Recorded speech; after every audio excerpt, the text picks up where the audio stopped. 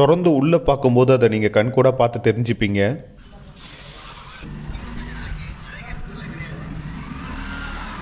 ராஜகோபுரத்தை கடந்து உள்ளே போன உடனே நம்ம முதல்ல பார்க்குறது மண்டபம். வலதுபுறத்தில் பார்த்திங்கன்னா இந்த நவகிரகங்கள், இந்த கோயிலோட வாகனங்கள் எல்லாமே இருக்குது.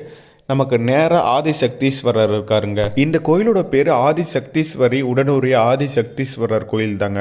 கோயிலோட சிறப்பே தீராத நோய்கள், அதற்கப்புறம் தோல் வியாதிகள் நமக்கு இருந்தால் இந்த கோயிலில் வழிபட்டுட்டு போனால் அது கண்டிப்பாக சரியாகிடும்னு சொல்கிறாங்க. இந்த கோயிலோட தல வரலாறு கூட அப்படி தான் இருக்குது. அந்த கதையை நான் பின்னாடி சொல்கிறேன். நம்ம தொடர்ந்து கோயிலை பற்றி பார்க்கலாம்.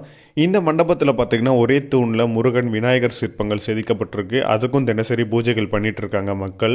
இந்து சமய அறநிலைத்துறையோட கட்டுப்பாட்டில் தான் இந்த கோயில் இருக்கு. உள்ளூர் மக்களால் மட்டும்தான் இந்த கோயிலில் அதிக அளவில் வழிபாடு நடக்குது போல. வெளியூர்லேருந்து யாருமே வரமாட்டாங்க. ஏன்னா இந்த கோயிலை யாருக்குமே தெரியாது. இந்த கோயிலில் ஏன் தான் இவ்வளோ நாள் வெளியே தெரியாமல் இருந்திருக்குன்னு தெரியல. சோழர்கள் தான் இந்த கோயிலை கட்டியிருக்காங்க.